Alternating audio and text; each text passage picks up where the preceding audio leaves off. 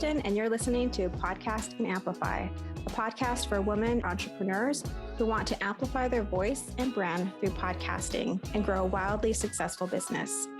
I'm the executive producer and host of 2 shows and an entrepreneur, and I love helping women grow their visibility, mindset, and business to the next level. Each week, I share tips on how to launch and leverage your podcast, and I'm bringing on the very best business leaders to give you advice on how to build your business empire. Let's amplify your voice and business.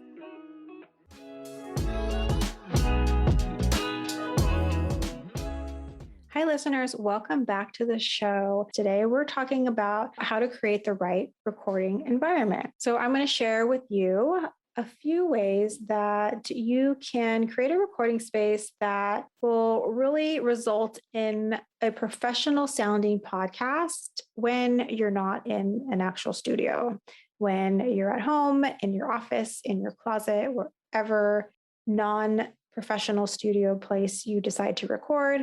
These tips will help you create the right environment for recording your podcast. So let's talk about aesthetic and comfort. Now, you want good vibes while recording your podcast so that you can put the best energy out into the world. Really, the energy that we bring to podcasts, people can sense that in our voices. They can sense the excitement, they can sense the energy level. So you want to make sure the space you're recording in feels comfortable, cozy, has nice lighting, maybe even some plants. Whatever makes you feel happy and calm when you look around the space, that's what your space should look like. Now, I know some of us are recording in our closets, but even if you put a candle there or maybe a plant or something that helps you feel like it's not just a closet, it's a space dedicated to your recording. So aesthetics can really impact the way your podcast sounds when you're recording, but soundproofing your room is probably the most important thing to consider. So you want to avoid any echoey spaces that will impact your audio. So you want to avoid rooms with lots of hard surfaces. Carpet is your best friend, soft surfaces. Sometimes you can put like a blanket. If you're recording on a hard top table, you can put a blanket on the table. You can put a blanket on the floors, or you can invest in acoustic panels, and you can get those on Amazon for like less than $20. I have a little acoustic. It has the sound, the foam in it, and it goes just around my microphone. So that helps to block out a lot of the echoey noise. So you can get that on Amazon for, I think, like $30. It's not super expensive. Okay, so now let's talk about having the right temperature. So you want your space to not just be aesthetically pleasing, you want to make sure you're not too cold. And I know this might sound a little basic, but when you're cold, your body is going to actually tense up. And so will your vocal cords, and you'll be able to hear that in your voice. So you want to be as relaxed as possible, not like a shivering chihuahua. And you want to make sure that the thermostat is really like set to this comfortable temperature.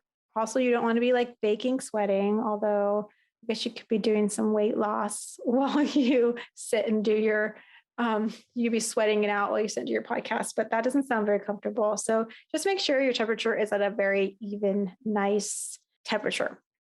Okay, so speaking of environment, if you plan on using the batch working method to record your podcast, and for those of you who don't know, batch working is doing different elements of the podcast, dedicating set time to it. So for example, if you were going to write show notes for like 10 episodes, you recorded 10 episodes, you would write the show notes all in one day, all in one sitting. And then another aspect of your show would be editing it. So then you would edit all the episodes in one group. And then your interviews, when you recorded your interviews, I'm doing this completely out of order.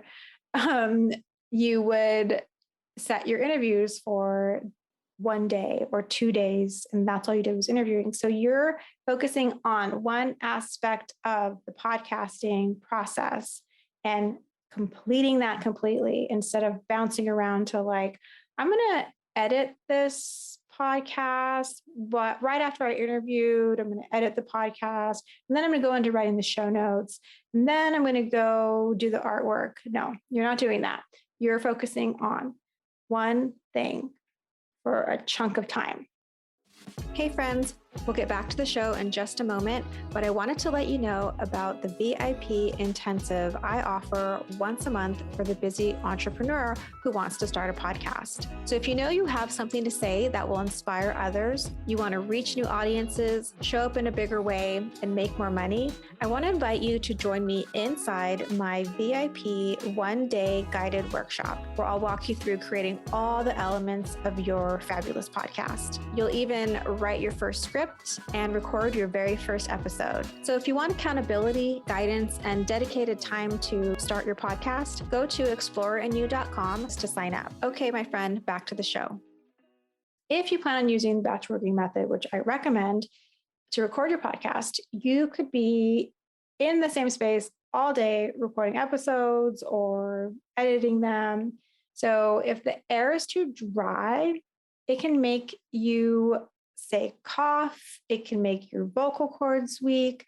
So if you're noticing that your space is too dry, you can always use a humidifier and add moisture back into the air. And I have to admit that right now I do not have the humidifier nearby, or we have also an air filter, and I'm feeling it a little bit. So I'm just going to take a little sip of water. So things like that do matter. So the final thing we're going to talk about is having a place for everything. So there is a certain calm that comes over me when I know that everything is in its place. So when my recording area is free of clutter, I am better able to focus on the recording process. You'll need a place for your laptop, your microphone, your pop filter, your little sound barrier thing if you decide to buy one. And you also might need a glass of water, a notebook, but anything else that you need to create a successful recording session should be in its place at the ready so that you're not having to scramble and look around while you're recording.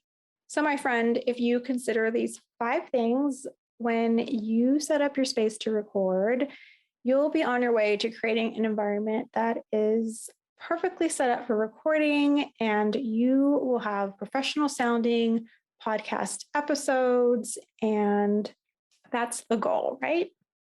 That's all I have for today. Thank you so much for listening. If you need help starting your podcast, I would love to help you.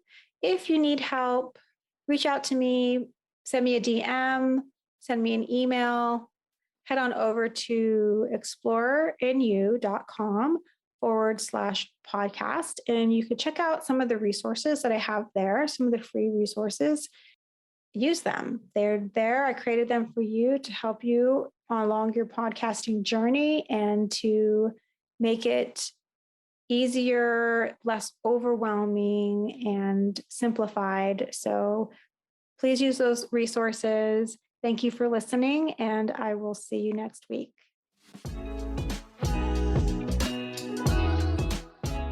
If you loved today's episode, please subscribe so you don't miss a show. And rating and reviewing this podcast is the best way to help support us. Always remember, your voice and what you have to offer is needed in the world. Until next week, take care.